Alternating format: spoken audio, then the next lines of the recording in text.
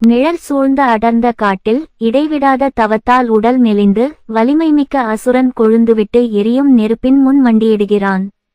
வானத்தை நோக்கிய கண்களுடன் அவன் பல ஆண்டுகளாக உணவோ நீரோ இன்றி மந்திரங்களை உச்சரிக்கிறான்.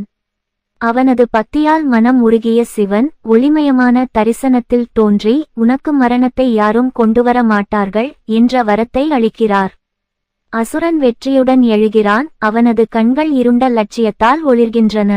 அசுரன் தேவலோகத்தின் பொன் வாயில்களை தாக்கி நடுங்கும் தேவர்கள் மற்றும் ரிஷிகள் மீது இடி மின்னல்களை வீசுகிறான். நகரங்கள் எரிகின்றன. முனிவர்கள் தப்பி ஓடுகிறார்கள். அந்த அசுரன் வானத்தை ஆள இந்திரன் தன் சிம்மாசனத்தில் நடுங்குகிறான்.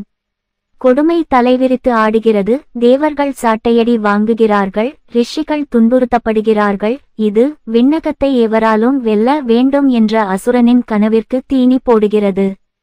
இந்திரனிடம் தேவர்களின் அவசர வேண்டுகோள். இந்திரனின் சிதைந்த அரண்மனையில் தேவர்களும் ரிஷிகளும் விரக்தியால் கனத்த இதயங்களுடன் கூடுகிறார்கள்.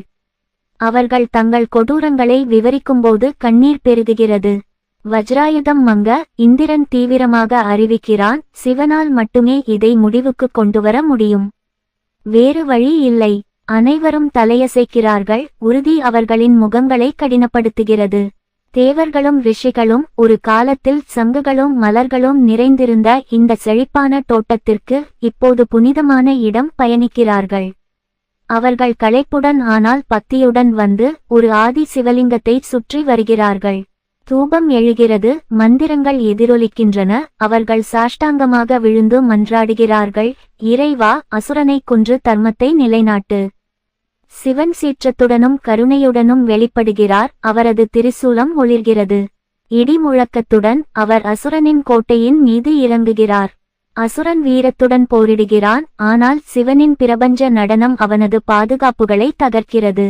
பேரொளியில் அசுரன் வீழ்கிறான். தோற்கடிக்கப்பட்டு பரம்பொருளின் திருவுளத்தால் அவனது வரம் நீக்கப்படுகிறது. அருள்மிகு சங்கமேஸ்வரர் கோவில் சிறப்பு. மாபெரும் சோழர் அரசவையில் கரிகாலன் மன்னன் வாரிசு இல்லாத துயரத்தில் தனியாக அமர்ந்திருக்கிறான்.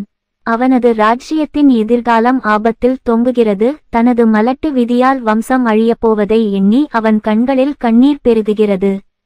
மன்னன் ஒரு சிவலிங்கத்தின் முன் மண்டியிட்டு மலர்களையும் தீபங்களையும் சமர்ப்பிக்கிறான். பிரார்த்தனையில் அவன் இதயம் உருகுகிறது.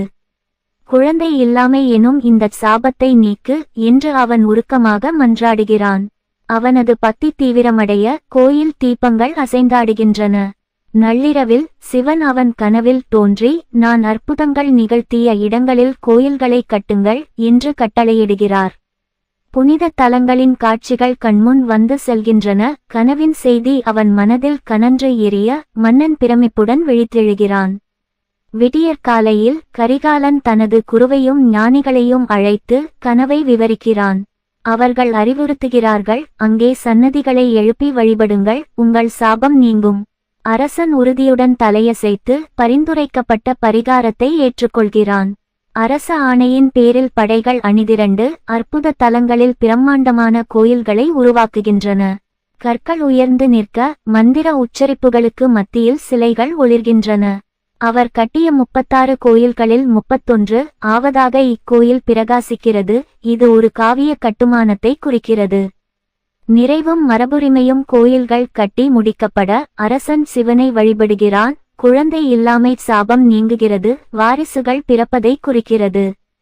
இத்தலம் சைவ பக்தியின் கலங்கரை விளக்கமாக நிலைத்து இன்றைய யாத்ரீகர்களுக்கு சோழர் கால பெருமையை எதிரொலிக்கிறது. கோயிலின் மையப்பகுதிக்கு வருவோம். சிவலிங்கத்தின் மேல் பகுதியில் படைப்பின் குறைகளையும் விதியை மாற்றும் சக்தியையும் குறிக்கும் பிரம்ம சூத்திர வரிகள் பொறிக்கப்பட்டுள்ளன. மரணத்தின் விளிம்பில் இருக்கும் இளமைக்காக பக்தர்கள் இங்கு பிரார்த்தனை செய்கிறார்கள். மாறிய தலைவிதிகளின் கிசுகிசுப்புகள் காற்றில் மிதக்கின்றன. நம்பிக்கை மரணத்தை மீறுகிறது. முருகனின் வெற்றி பெருமை. சோமஸ்கந்தராகிய முருகப்பெருமான் சூரபத்மனின் இதயத்தை துளைத்தபடி வெற்றி வாகை சூடி நிற்கிறார்.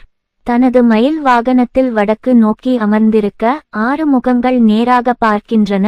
12 கைகள் பிழையற்ற சமநிலையுடன் ஆயுதங்களை தாங்கியுள்ளன.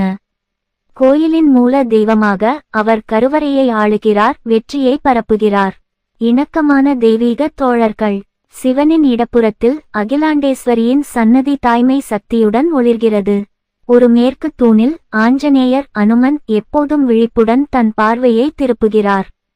இந்த குழுமம் யாத்ரீகர்களை ஆசீர்வதிக்கிறது, தவம், வெற்றி மற்றும் மீட்பை நித்திய வழிபாடாக ஒன்றிணைக்கிறது.